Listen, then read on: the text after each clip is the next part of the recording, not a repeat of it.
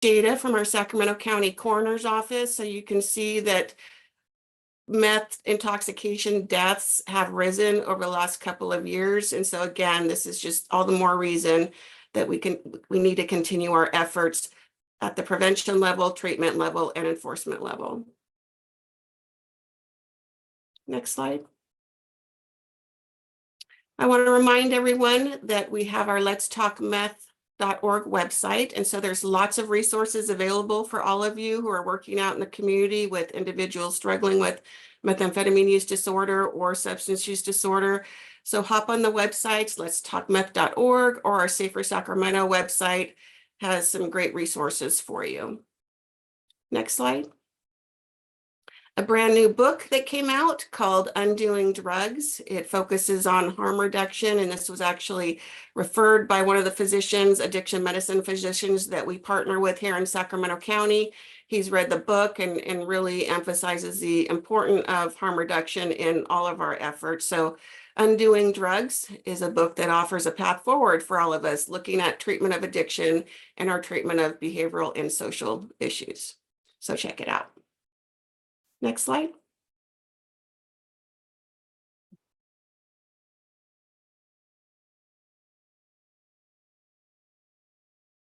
And this slide just is a reminder that we really want individuals that are out there in recovery to share their story. So if you know somebody or a family member that's been impacted by the meth epidemic, we would love for you to weigh in, share your story, contact us so that we may be able to highlight your recovery efforts. And then lastly, we couldn't do this work without all of our partnerships and collaborations here at the county. So a huge thank you to all of these different departments, certainly our Alcohol and Drug Advisory Board, Criminal Justice Reform Committee, all of our community-based providers, law enforcement partners, the Sacramento Superior Court and District Attorney, our probation partners, DCFAS, our partners with HIDA, of course, our U.S. Attorney's Office, and our Sacramento County Coroner's Office. So thank you all so much in your efforts to help us address this here in our community. All right, thank you. You can stop sharing. Appreciate that, Aubrey. All right, so next on the agenda, I want to give a warm welcome to the Assistant U.S. Attorney, James Connolly. We appreciate you being here today and just our ongoing partnership with your office. So thanks so much. Oh, well, thank you. And just start whenever, or? Yeah, go ahead. Thank you. All right. Well, thank you very much for the introduction, and thank you for having me here. It's not often enough that we get to talk to our county partners, and so any opportunity is valuable. I've prepared a few slides here. I will do my best to share the screen and get it going.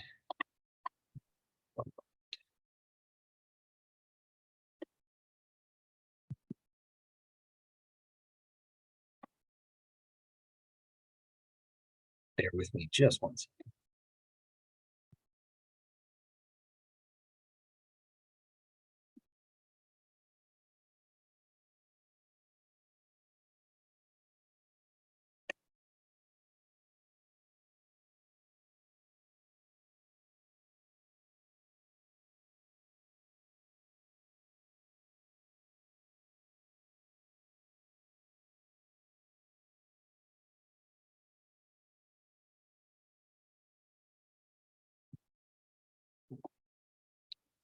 Okay, so do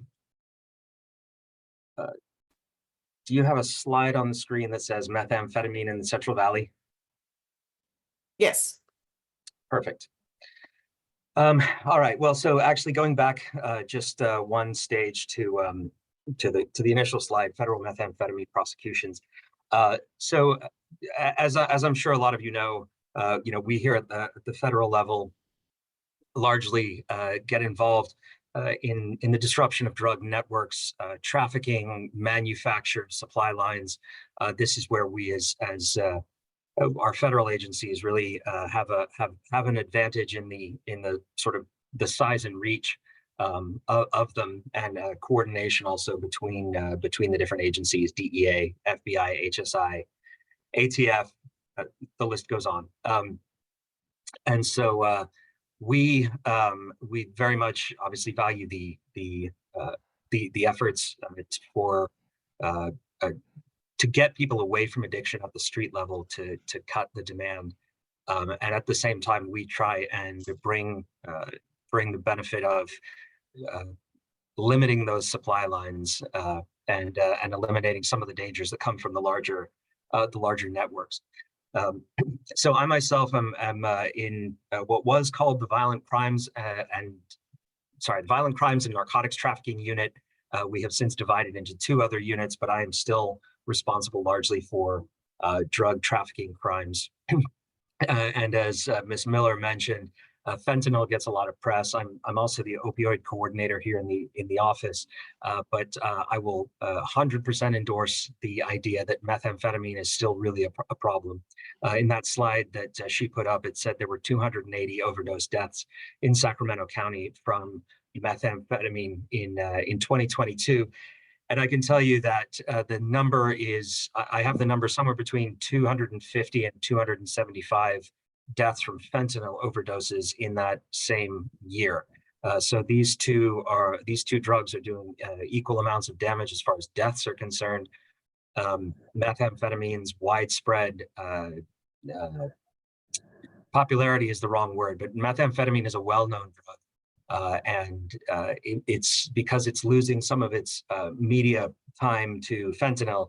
People, I think, are very much underestimating the overdose potential for meth. Part of the reason it's still a problem is that it's very easy to manufacture with the precursor chemicals.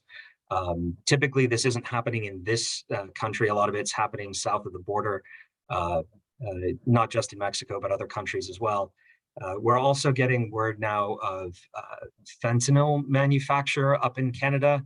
And if there are illicit organizations manufacturing fentanyl up there from precursor chemicals, they would have equal ability to manufacture methamphetamine. We also have the issue that it's coming over in large amounts. Methamphetamine is it's easier to transport than something like marijuana. It's much more compact, but also the fact that it can be produced in bulk means that shipments that get interdicted at the border, that's simply a cost of doing business to a lot of the organizations that are bringing these drugs across. So this is why we continue to have a real problem with it. Here in Sacramento in particular, we are a crossroads. We have the north to south, we have Interstate 5, which comes all the way from the border up to the Canadian border. And then we also have an east to west corridor with Interstate 80. Interestingly enough, I'm currently involved with a case that started here. It was a case that started in South Lake Tahoe with some distributors there. The FBI was investigating that, and they quickly realized actually that the supplier for that group was down here in Sacramento. But then they were able to springboard to an investigation being done by the DEA in Fargo, North Dakota. And we found that we had a drug trafficking association that was starting here in Sacramento, driving meth up to South Lake Tahoe. It would be collected there. And then there would be drivers that would go from South Lake Tahoe, who were South Lake Tahoe residents, drive out to Fargo, North Dakota. There have been a number of people indicted in that case. I think the number is up to 6 at the moment. So it's a publicly known case at this point, but there are 6 defendants. It's set for trial in August. But California was the jumping off place for those drugs going out to Fargo. So we're able to, we're happy to be able to help the people of Fargo, North Dakota, by choking off some of their meth supply. And we do the same here with our investigations, where but we recognize the benefit of it slightly more immediately. One of the other big problems with methamphetamine is that the prices continue to decline. The closer you are to the border, the cheaper it tends to be. So in Los Angeles, you have it between $700 and $1,500 a pound. Here in the Central Valley, it will be going for between 1,500 and 2,000. But then out in the Midwest, pardon me, out in the Midwest, it'll be going for $4,000 to $5,000 a pound. So there's great incentive when you start to add up those pounds in the trunk of a car, in the hold of a van. There's huge incentive to go for long drives, even as far as North Dakota and the East Coast. But this is why Sacramento is here. This is why so much of the shipping of it goes through Sacramento, is because we have the California location, but then we're a jumping off point for the rest of the country. To give you a point of comparison here, by the way, these prices have continued to go down through the years. I've been doing this almost 8 years now. And I think that a pound of methamphetamine here in the Central Valley was around $3 grand a pound when I first started. And it's just ticked down ever since. There was a slight spike during the pandemic when the supply lines were cut off during a lot of shutdown. And also there were a lot of people, staying at home, no longer having to go to work. And those that struggled with addiction issues, their use often escalated during that time. So you had decreased supply, increased demand. And as a result, prices went up a little bit, but for the most part, and over time, they've just continued to go down and down and down. For those who ever watched Breaking Bad, that was set in 2004 to 2006, I think, and the methamphetamine prices in that were somewhere around $30,000 a pound for something that was 94% pure. That's not unrealistic for that time. In LA, prices were around $20,000 per pound around that same time for stuff that was 80% pure, and we've only seen the purity go up. We rarely see bulk interdiction of methamphetamine that is less than 90% pure. And so I've teed up just a few cases that we're prosecuting, and the kinds of sentences that we get. I know one of the frustrations for a lot of our state and local partners are the sentences that they're seeing for people who are even large-scale dealers. And we're not talking here about end users. We're not talking about people who are selling to support their own habits. We're talking about the bulk suppliers, sort of wholesale level on up.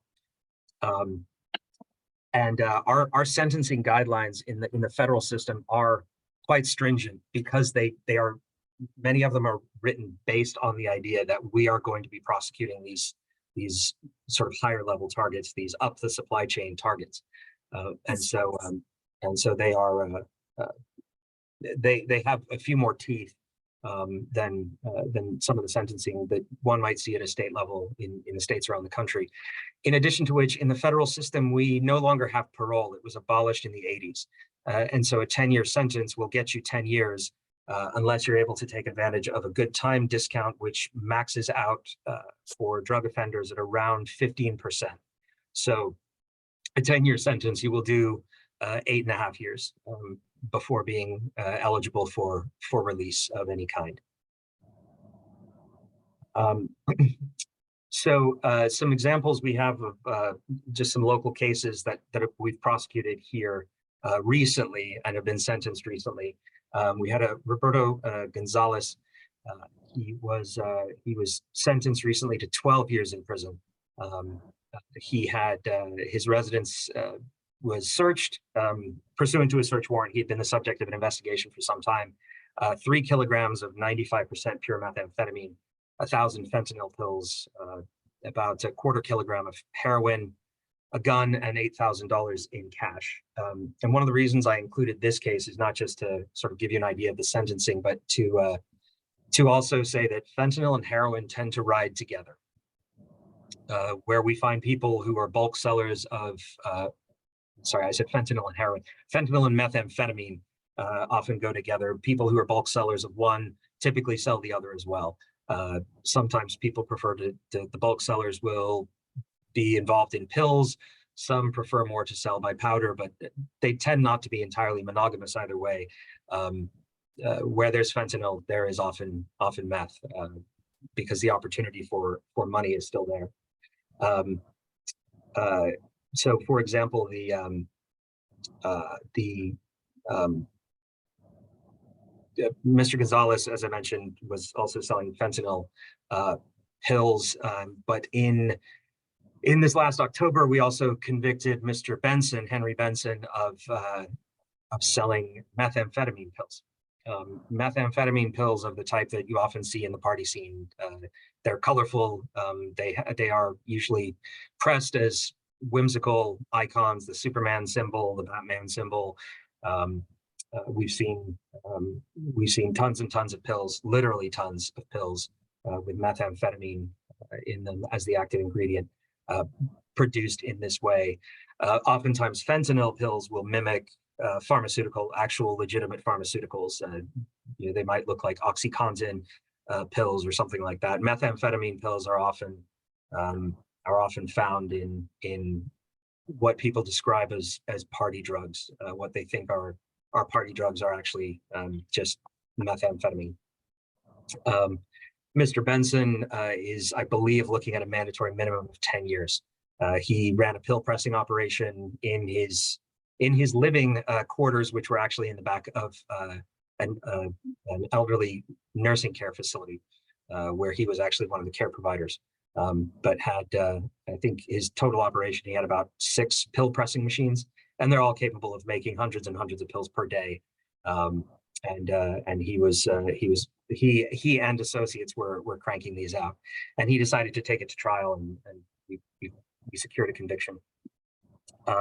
So he will be looking, as I said, at least 10 years.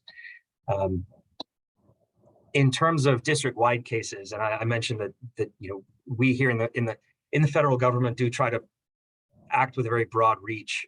I know a lot of county level investigative organizations do an excellent job, but often find that the ability to sort of reach past the county, extend it, to Southern California, up into Oregon. Sometimes the rules constrain them a little bit, and so we come alongside and we really try to help with those efforts. And we've had a couple of really big cases. Well, we have big cases often enough, but one of the things that these 2 cases that I'm putting up here were interesting because of not only the size of the operations, but also the fact that they involved conversion labs, which we don't see methamphetamine labs in the same way that we used to, where people would be boiling down Sudafed to create methamphetamine. Most methamphetamine is now produced in bulk outside the country using precursor chemicals from yet other countries, produced in what appear to be sort of pharmaceutical grade labs. What we do see here is liquid methamphetamine being brought across the border and then essentially dried out in a much more straightforward process and made into crystal methamphetamine. And so with the Gonzalez case, it was Mr. Gonzalez and a number of other people. This one was down in Tulare County, but of course the methamphetamine was being trucked throughout the Central Valley. They were producing so much. There's no way it was limited to Tulare County, and in fact, investigation showed that it was going all over the state, up here to Sacramento as well. Again, being a major hub, and so. When the operation was taken down, law enforcement seized what you see up on your screen here: 1,000 pounds of methamphetamine, 14 firearms, and 2 conversion labs. And then in a recent sentencing case, this gentleman, Elias Hernandez Valencia, he was charged along with 14 others. This was a meth trafficking operation that also used conversion labs. And was trafficking meth up into Oregon, as far north as Washington, and then as far east as Texas. And it started just outside Fresno. The investigation started just outside Fresno, and then we realized quickly that actually a lot of the operatives were up here in Sacramento. And so we acted to investigate that and to bring it down. On the day of the takedown, the amount of methamphetamine was a little bit more modest at just 8 kilograms, but in the home they also found heroin and cocaine, 7 firearms, and a conversion lab. Mr. Hernandez Valencia actually was just recently sentenced, and he was sentenced to 30 years in prison because he had in fact been previously convicted in federal court of trafficking heroin throughout the Central Valley, and he received a 10-year sentence for that. And the court took a rather dim view of the fact that on release, he seemed to go right back into not just becoming a supplier, but a significant member of a drug trafficking organization. And then in terms of cases we've been looking at locally and nationwide, we see cases that the dark web gets a lot of press. In 2023, Mr. Hoffman, Ian Hoffman, was a defendant who was sentenced to 10 years in prison because he was distributing methamphetamine, heroin, and cocaine on the dark web. He wasn't disguising these as anything in particular. He wasn't saying, "Oh, these are actual Xanax pills or what have you." He was advertising the drugs that he was truly selling, and putting them on dark market websites. They go by names like Cali Cartel, Playground, Gambino Crime Family. They're often found on sites like Silk Road, which is a kind of aggregate marketplace. Silk Road was taken down. It's been taken down a couple of times. It's cropped back up, not by the same people. Those people were found, but it's brand recognition. So somebody else fills their shoes, uses the name, and goes back to it. So he, in about a 6-month period, Mr. Hoffman had completed about 2,000 drug transactions.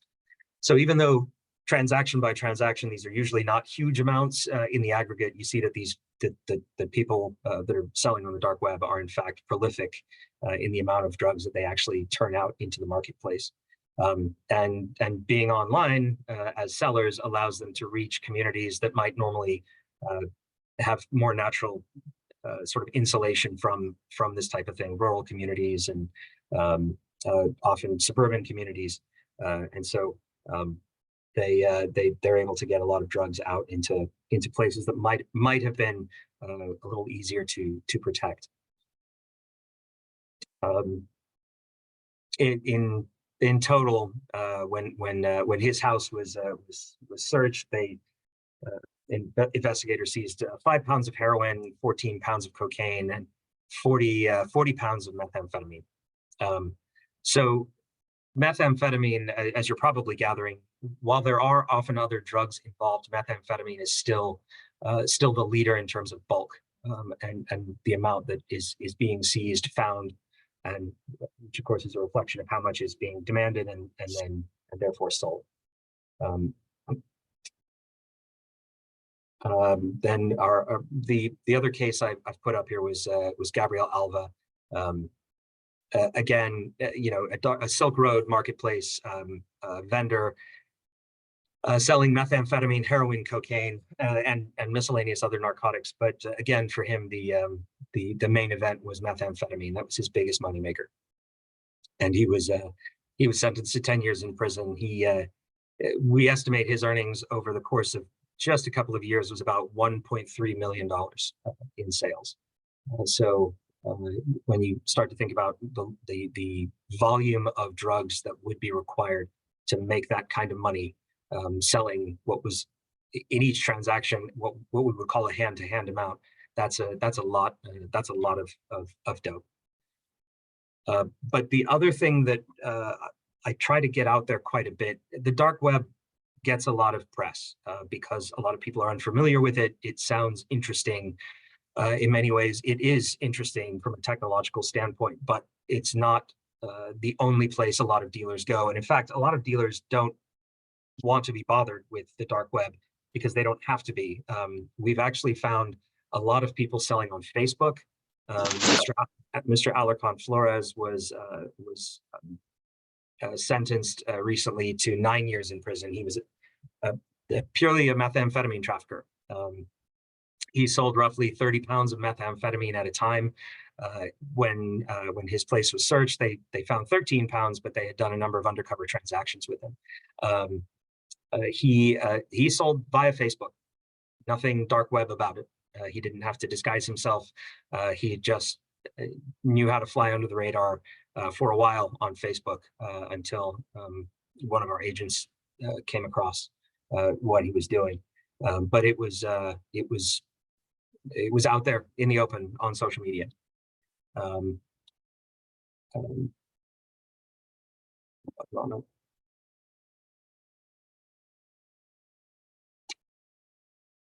and then, in addition to that, it's largely cropped up through fentanyl type pills, but again, party pills, and I'll put that in air quotes because, of course, there's nothing ultimately fun about a lot of these drugs. But they, social media and messaging apps are a large place, as I'm sure a lot of you have seen, for advertising these pills, these drugs. It's not something that is limited to the darkest corners of the dark web. These apps can be used to sell nationwide. And I'm talking Snapchat, Signal, WhatsApp, all of them. We're seeing these more and more as I mean, they are ubiquitous at this point. Ways that people are advertising, and in many ways, because they are so public, they are overshadowing a lot of the dark web dealers, which is diminishing the profitability of the dark web.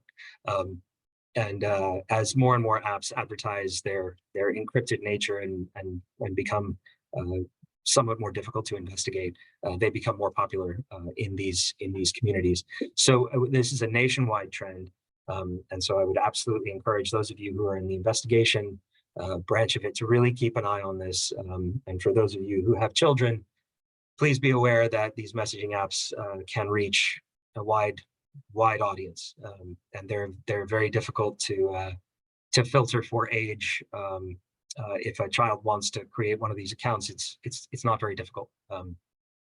So these are just some of the sort of federal high level issues that we've been seeing and that we see, and we do our best to stay in touch, of course, with not just stay in touch with, but actively work with our local partners. Just about all of the cases that I've listed off for you today, and you can check the press releases on our website for who is involved. But virtually always we have local partners in terms of local police departments, sheriff's offices, probation offices.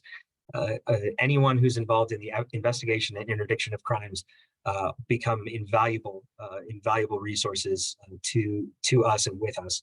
And so for those of you on the line who are part of those communities, I cannot thank you enough. Local knowledge is simply irreplaceable. And so we aim to provide as much as we can in terms of federal resources that will reach not just beyond the county lines, but throughout the state and the country. And we have partner and sister agencies everywhere to help with these measures. And so with that, I will open it up for questions. Mr. Connolly, do you want to stop sharing and then we can see the group for questions? Sure.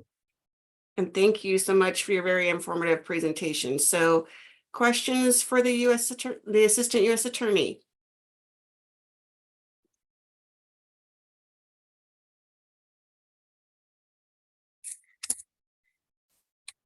Any questions, any comments?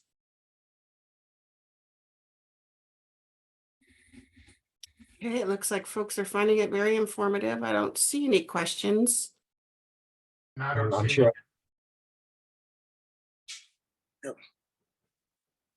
That was great, Mr. Connolly. We really appreciate just having the U.S. Attorney's Office join us in this coalition periodically, just to get the federal perspective and keep our eyes on the pulse with regard to meth at both the federal, state, and local levels. So we appreciate that. And I see a question from Robin.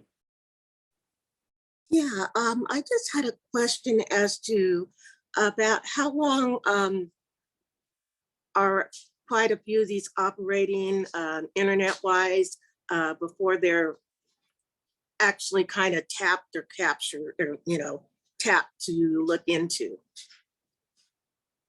Well, that's an excellent question. We how to put this. So obviously the web and social media is massive. It's, you know, it's as big as the world itself. And so we rely heavily on getting tips from the public. It's how American law enforcement has done its job for years and years. So it can be a matter of weeks if a person is moving a lot of weight, a lot of dope. Sometimes we will find a person and we'll find a seller on the dark web, and we'll go back in the dark web sales sites are often look like Amazon sales sites. They've got customer reviews and all this sort of stuff. So we'll look at those and realize that the person's been selling for a couple of years, and somehow they've managed to escape notice up until that point.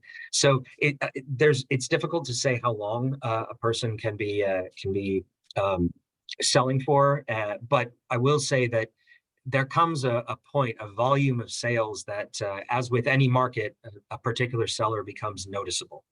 And so it's possible to investigate some of these sites to just sort of see who are the top sellers, the top movers. And they, of course, become obvious targets. One of the things about social media apps and messaging apps that make it more difficult is that people will change those up, change accounts. The same way, you know, somebody might change phone numbers simply by ditching their phone and getting another one.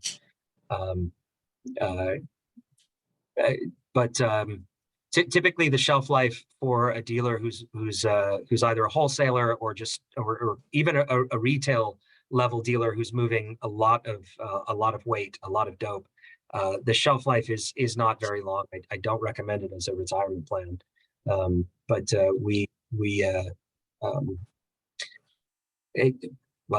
as I'm sure you can gather, it's difficult to say how long it would take, but we obviously, once we get locked onto someone, we try to take them down as quickly as possible while still gathering all the evidence that we need to make a real case.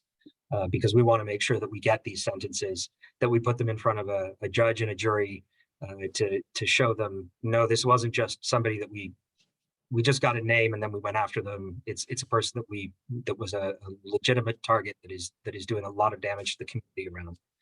And so we will make sure that once we've locked onto someone, we investigate thoroughly.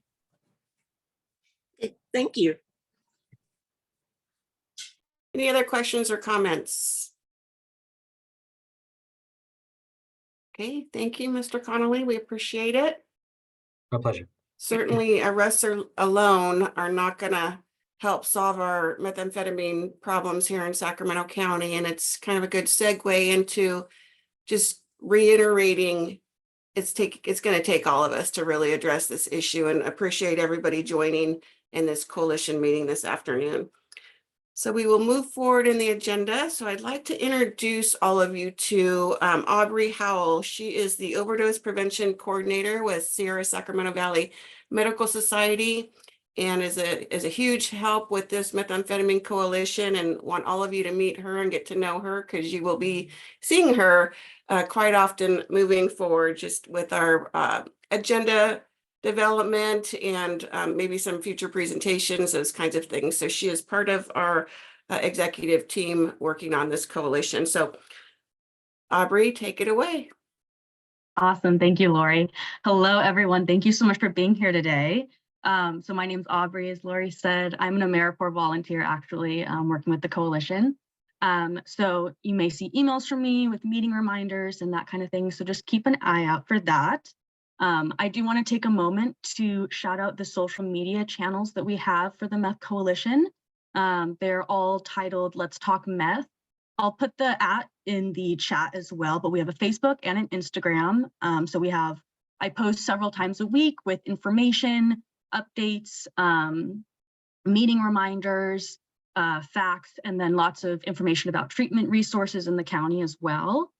And then also today, I wanted to talk about the executive committee that we are going to be starting with the Meth Coalition. We have an executive committee at the Sacramento Opioid Coalition, and we found a lot of success with that. So the the executive committee will take on a role of decision making for like website content, future meetings and activities for the coalition.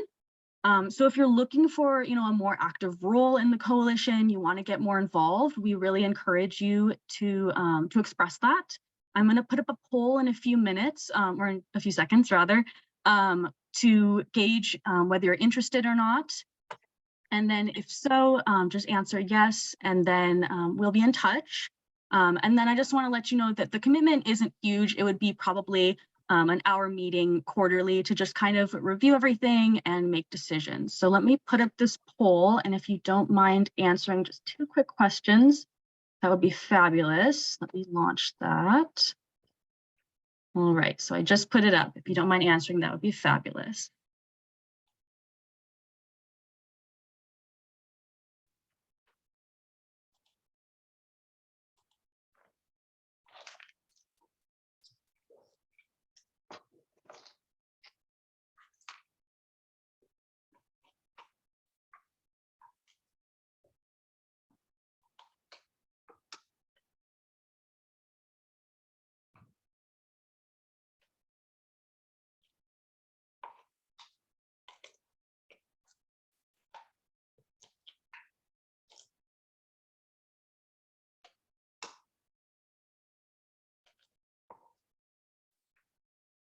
All right, I'll keep it up for another like 10 seconds to get any stragglers, and then I'll close the poll.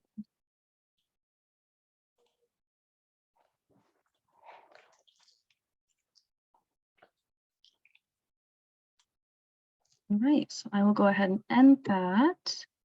Thank you so much, everyone, for your input. And then Lori, I will go ahead and hand it back over to you. All right, thanks, Aubrey. So happy to have you as part of our team. All right, moving on in the agenda. Again, in honor of Women's History Month, we have Kimberly Grimes, who is a health program manager here in the Substance Use Prevention and Treatment Unit. She will be sharing a presentation and always focusing on reaching diverse communities. Thanks, Lori. I will share my screen.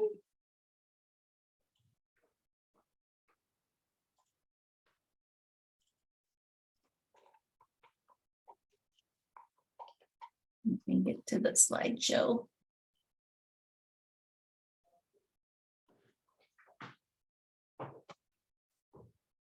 So I just wanted to start off with some data. SAMHSA and the National Survey on Drug Use and Health work together to compile typically annually kind of data, and they will focus on certain things. Sometimes they'll focus on a particular diverse group. Sometimes they'll focus on a gender. Sometimes they'll focus on a particular substance. This was kind of a mix of a lot of substances that I gathered this from, but it is the most recent, which is up to 2020. So they're always a little bit behind. But as you can see, looking at each age category for females, age 12 and older, and then it just each, you can see it how from 2017 to 2020, and kind of, it's kind of interesting, this 12 to 17, I found that kind of interesting, that's kind of the lowest numbers of women who are using methamphetamine. And, as of 2020, this 26 and older seems to be the age group where there's the most methamphetamine use. And then Lori did report out on the methamphetamine related overdoses for Sacramento County. This is just specific to the gender. And I think I added one more month because I think she went through October, but I must have looked a little bit later than her and got through November. So there was 147 total, 35 of those being female. And of those 35 identified women, there were 6 in that age group of 28 to 39. And then look at this, very interestingly, for Sacramento County, the largest age group as far as overdose for methamphetamine is 42 to 59. And then 11 at 60 to 69, and then 1 at 74. And there was a lot of discussion we've been hearing as to, why does it seem the trend for women, especially with methamphetamine use, seems to be getting older. There's lots of, kind of theories about that. One being that with the population of homelessness in Sacramento County on a rise, it is an older women population, and methamphetamine sometimes is used as a safety factor to remain awake during nighttime hours. And then looking at race, predominantly those that identify as white with a total of 22, and then followed by 8 those that identify as Black or African American, and 1 Native American, 1 Hmong, and then 3 Latino Latinx. And then you can see the zip codes. So for our highest zip code was 95815. If it had just 1 person within that zip code, I didn't put it here. But that was the biggest zip code, 95815, and then 3 in 95811, and then those other zip codes had 2 each.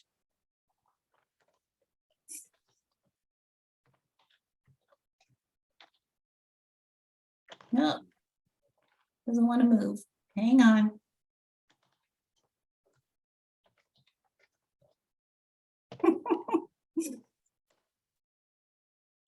Okay, there we go. So looking at some research of some effective treatment for women, have the core components addressing women's unique experiences. Of course, using a trauma-informed approach. We always suggest that for all treatment. Addressing women's needs in a comprehensive manner. There's a lot of research that if you don't treat the woman and her entire family, her entire support system, her whole person, physical health, mental health, etc., you tend to have poorer outcomes. And topics, and that goes along with these topics that should be included in the treatment, which is relationships, of course, the treatment needs of their children, intimate partner violence, parenting, life skills, reproductive health, self-esteem, and nutrition. And just want to say, celebrate all women in recovery this month. And here's some things that you could do. You can set aside a time to call or text. You could plan a special meal to celebrate them. You could send a handwritten note or card, or you could attend an AA or NA meeting with them. And I just want to say a special shout out to our own Courtney Hunley to celebrate her this month. Thank you. Thank you, Kimberly. Any questions or comments for Kim?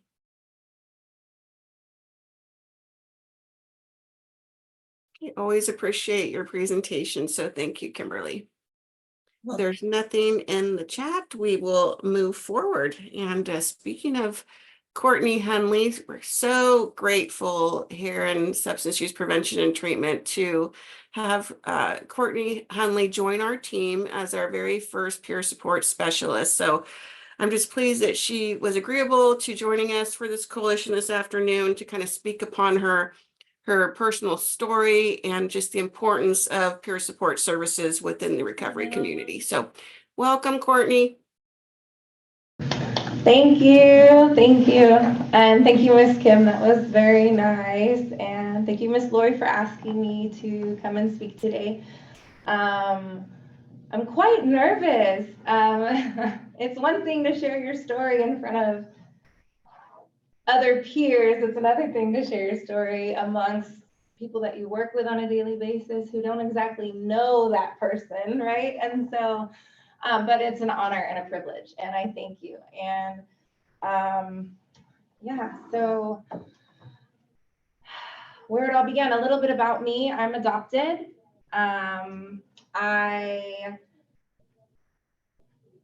always knew it pretty much growing up. I don't remember being told, so it's been as long as I can remember I've known.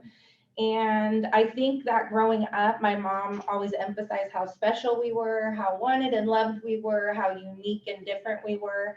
And so I definitely took that and ran with it. I liked to be different than everybody.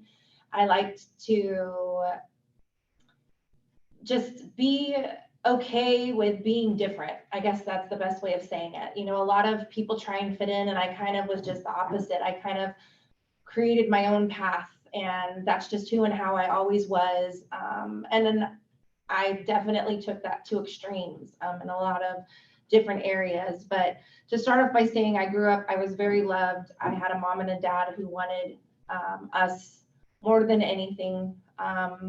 We call them normies. They're normies.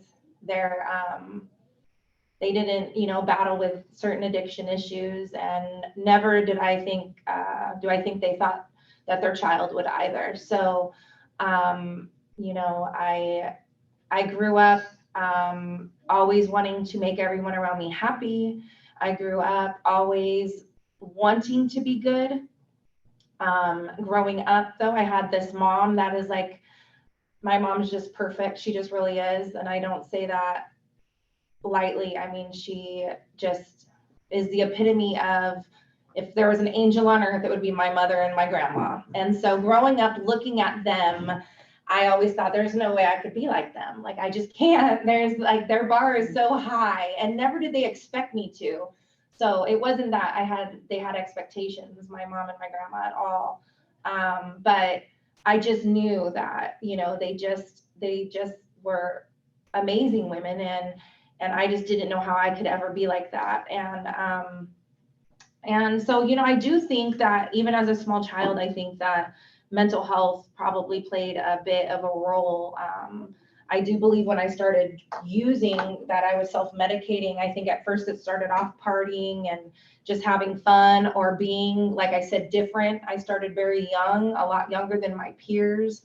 And so, but, you know, I do think that mental health played a lot into it. As an adult, you know, I was told like, well, you have ADHD, you have all of these like things that they said that we could self-medicate for. And so that probably was the case.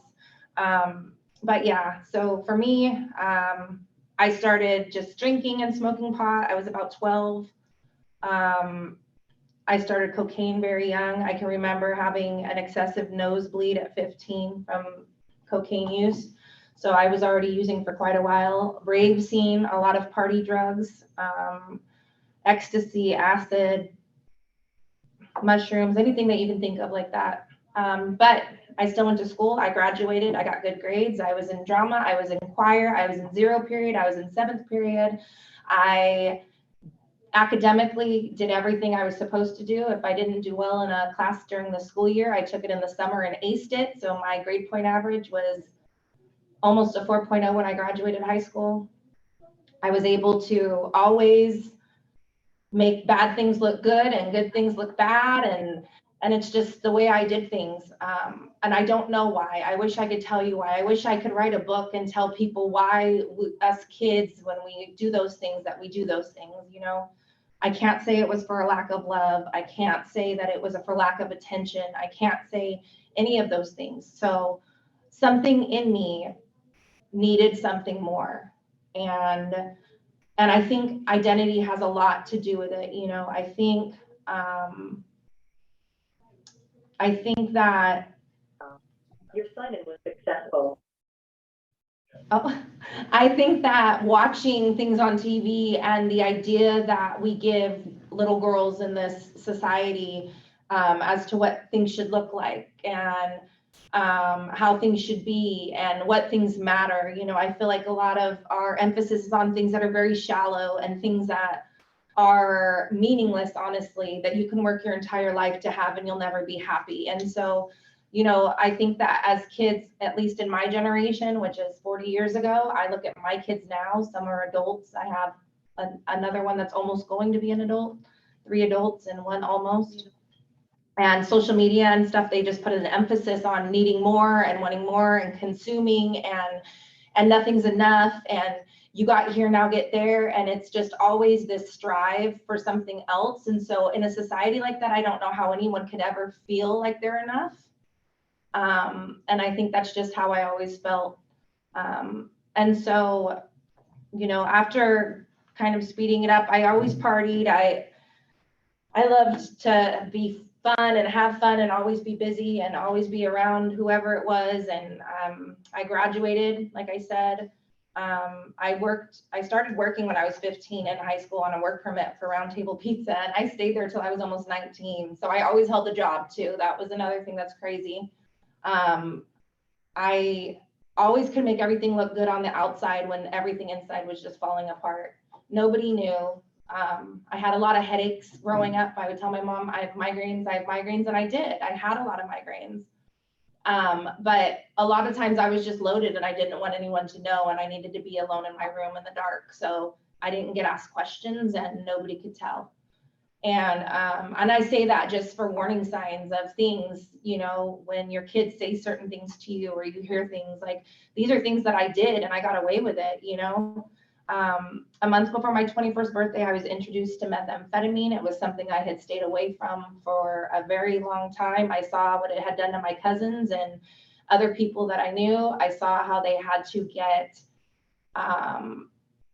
stay loaded. It wasn't like a choice anymore. I liked the fact that I could control my drug use. I liked that I could party and go to sleep and wake up and feel okay. I liked that I didn't have to have anything. I chose to, at least I thought I did. But with meth, everything changed. It's funny, I was actually hanging out with those cousins, their friends. My cousins weren't around at that time. They wouldn't have allowed it if they were. I tried it and that was it. I was hooked. A month before my 21st birthday, I'd already had a son. My son was just under a year old, and I was working 2 jobs, living on my own as a single mom, and everything changed. I found myself in Stockton working.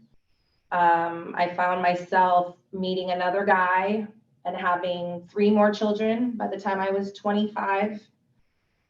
He was a very abusive relationship, almost 10 years. So it's, when I saw Ms. Kim's list of things, and I'm like, that's it. It's boom, boom, boom, boom, boom. It's not just the substance use. There was tons of domestic violence. There was, and I stayed clean and sober. That's the craziest part. He didn't like that part. Even though he met me on drugs, he didn't like me on drugs. And so I got sober and I tried and I did all the right things, and it just didn't matter what I did.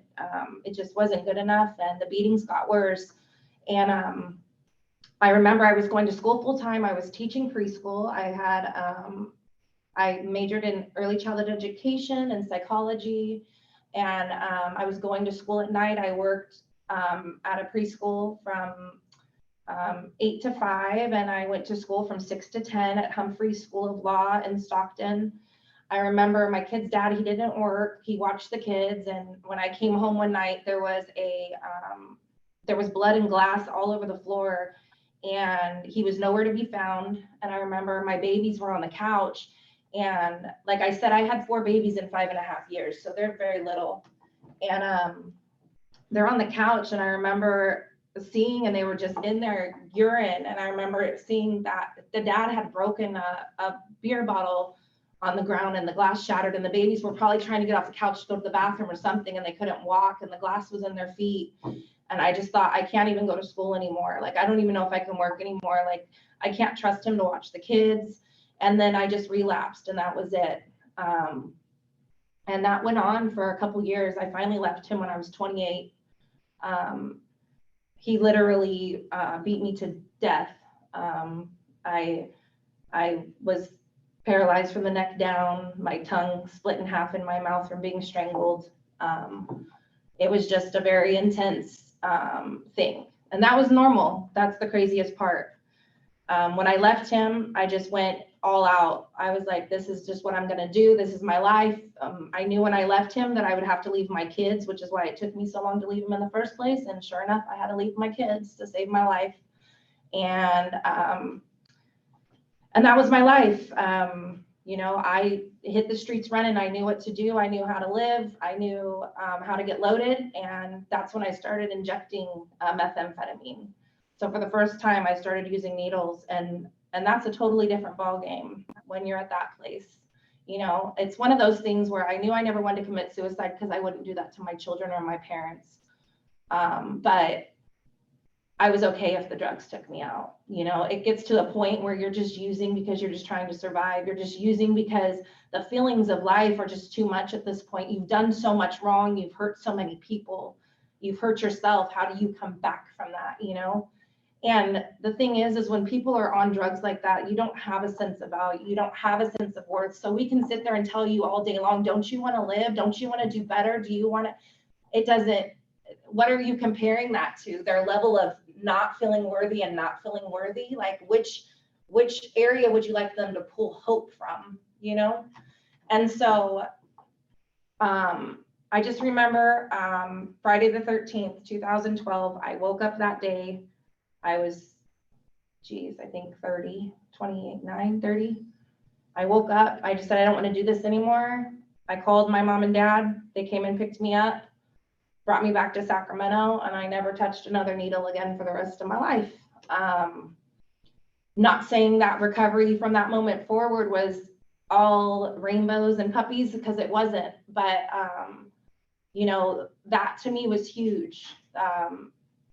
Being able to just not do that again, to find enough value and worth in myself to not do that again. And I actually went into a transitional living at that time through River City Recovery. It was called Tonglin House. I knew I couldn't go to rehab because I don't follow rules very well, or at least I didn't.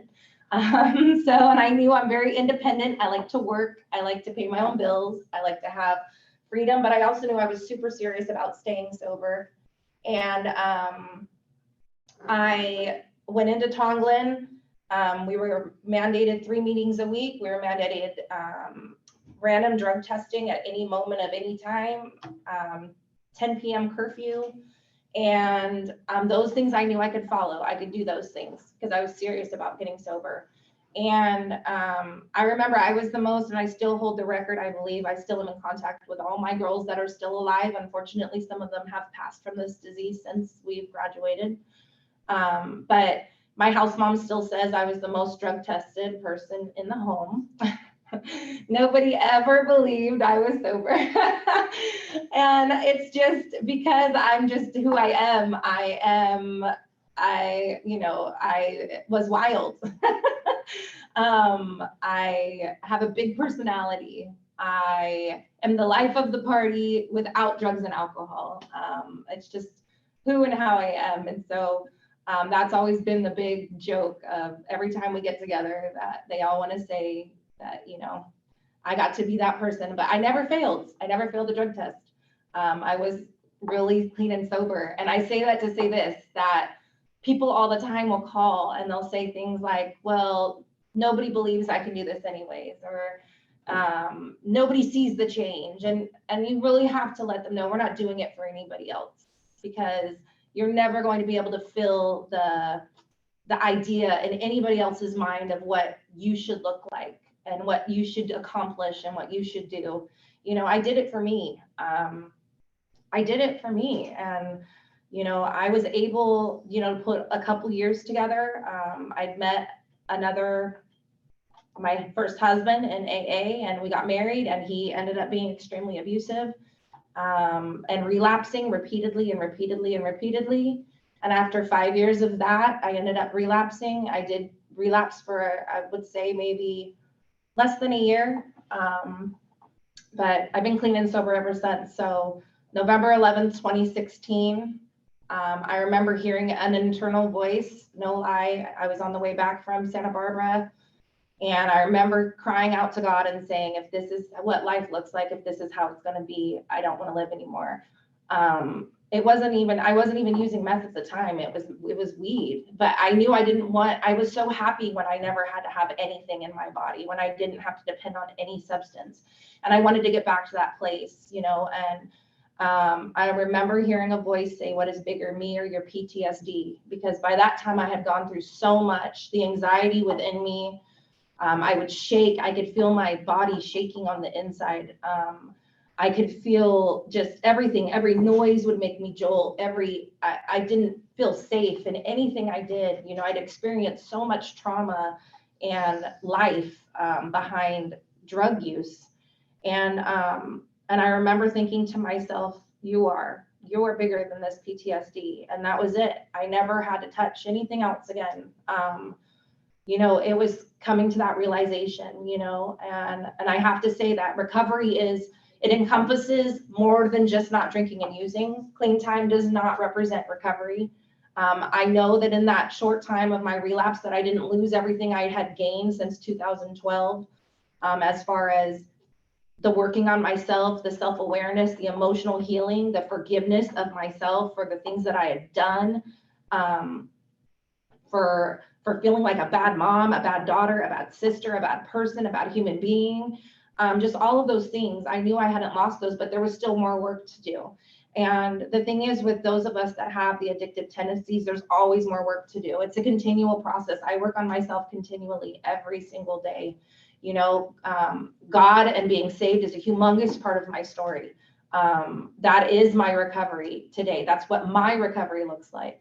You know, being a good person, like not just somebody that people can just say, oh, she's a good, like, I truly want to help people. I truly live to help people. I truly live to make a difference because of the destruction and the destructive path that I've lived in, you know, my past.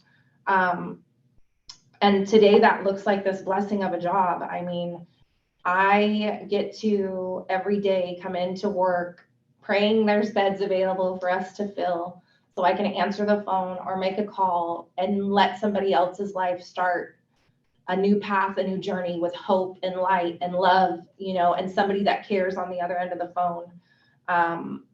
I get to today be an example to other people who don't think it's possible to get or stay clean and sober. Like I said, I've been through marriages and divorces.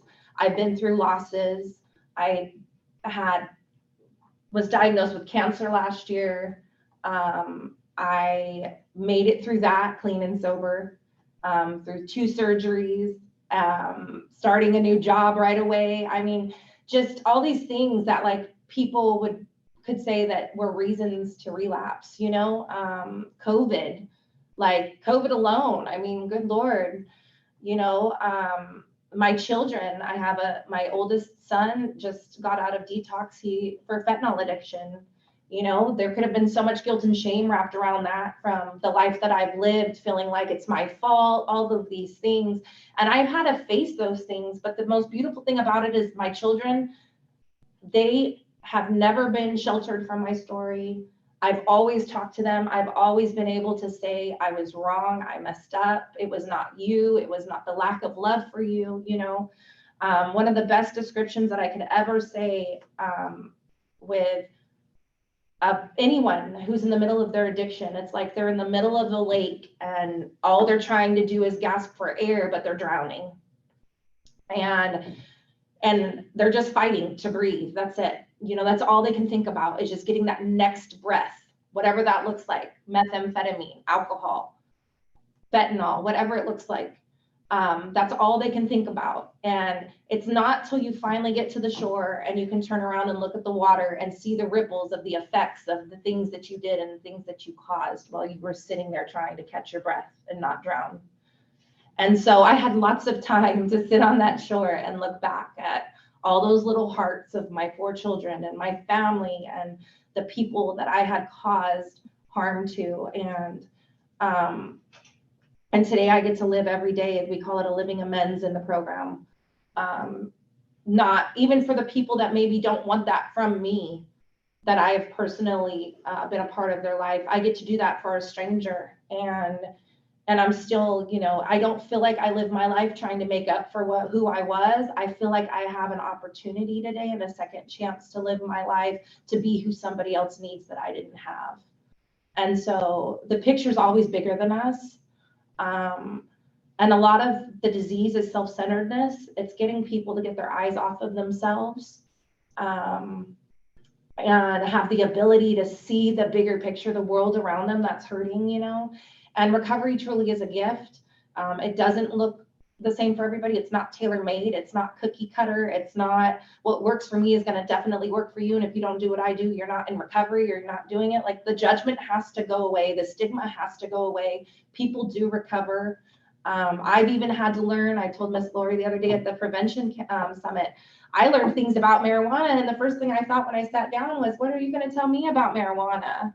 I've been, like, it was, and I learned so much about marijuana, and my views have changed immensely on it. I used to think, well, if that's all my kids are doing, like, no. And the development on the brain before the age of 25, I mean, we learned so much. It's important for us to have these conversations. It's important for people to feel safe, to be vulnerable and transparent. It's important for people to care enough to not just throw addicts away, because they are redeemable, they are restorable, and they're honestly like some of the most amazing people you'll ever meet in your entire life, because of their resilience, because of their stories, because they're overcomers, because of their lack of fear, because of their just persistence in life, making it, they're resourceful. I mean, it's just, that's what I hope I do every day here at the county as a behavioral health care specialist. In addition to placing folks into rehab and detox, I just hope that I'm a human being on the other end of the phone that is able to allow them to see themselves as somebody who's a human, who's valuable, who's seen, who's heard, who's loved and cared about, and who can be helped, and that we're always here to do just that. So, yeah, I don't know. Thank you, Courtney. You are such an inspiration, but you have a lot of love in the chat here. I'll just read a couple because I'm not sure if you can see it yourself, but thank you so much for being vulnerable. Folks are proud of you and just thankful that you're sharing your story, your resilience, and what you have overcome is inspiring. It's an honor to work with you. Thank you for your experience, strength, and hope. Your story is inspiring. Thank you so much for sharing, Courtney. It has been amazing working with you. You're so kind and caring. I'm glad you regained your true self and that you shine now. Thank you for sharing, sending hugs, and you'll always be in our prayers. Thank you for sharing your story. We appreciate you, Courtney. Thank you so much for being vulnerable and sharing your lived experience. And there's many others I could read in the chat. So I hope you get an opportunity to see those, Courtney, and thank you to everyone who made a comment to Courtney. So any questions to Courtney before we move forward?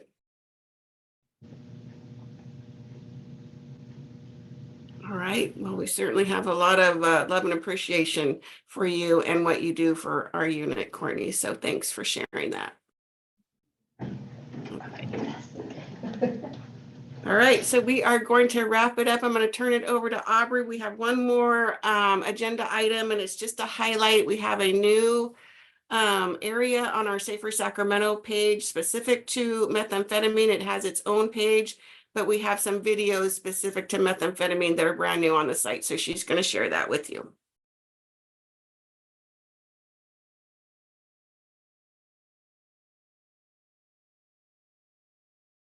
So this is an example. If you want to just kind of scroll down very slowly, you'll see a couple of videos. Again, here is Courtney and her sharing her story. If you want to move forward a little bit,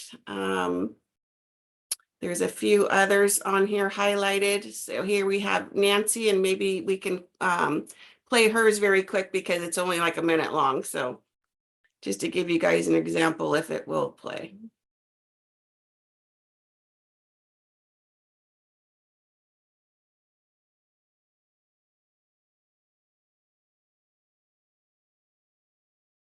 Do we not have audio, or let's see.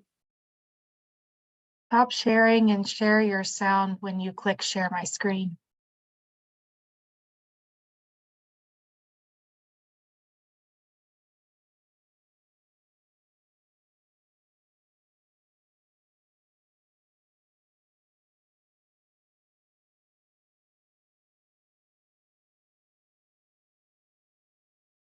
Aubrey, you have to stop sharing real quick. Stop sharing your screen.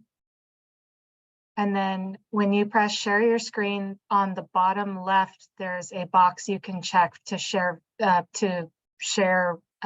audio.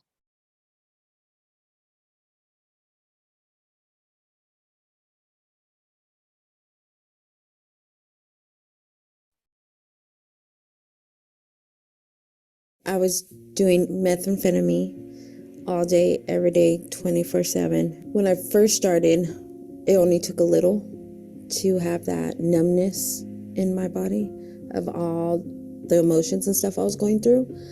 But as the years went on, it was starting to take more and more and more and more.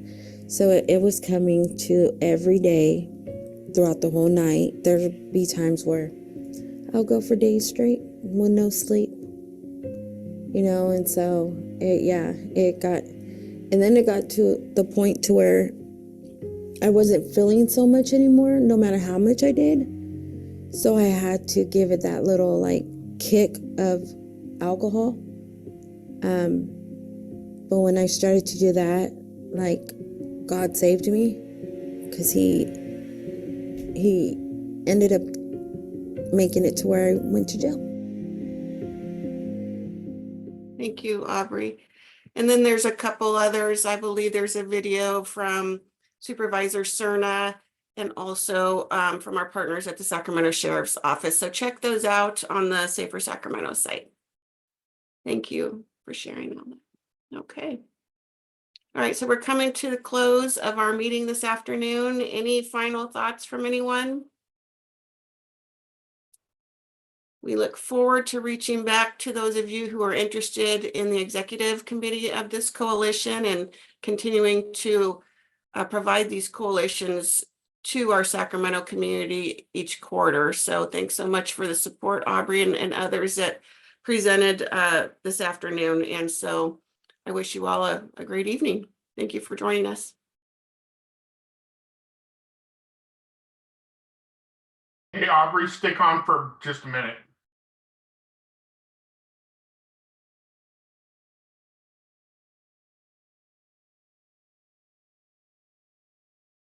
And Kim, thanks I'm glad that worked where she actually did reach out. I've never gotten that in a chat before.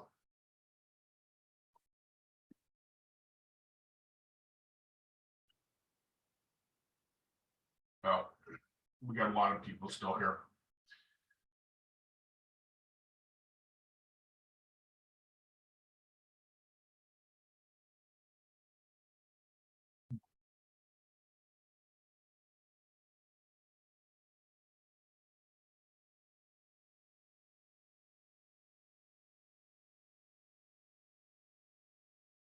You know what, Aubrey?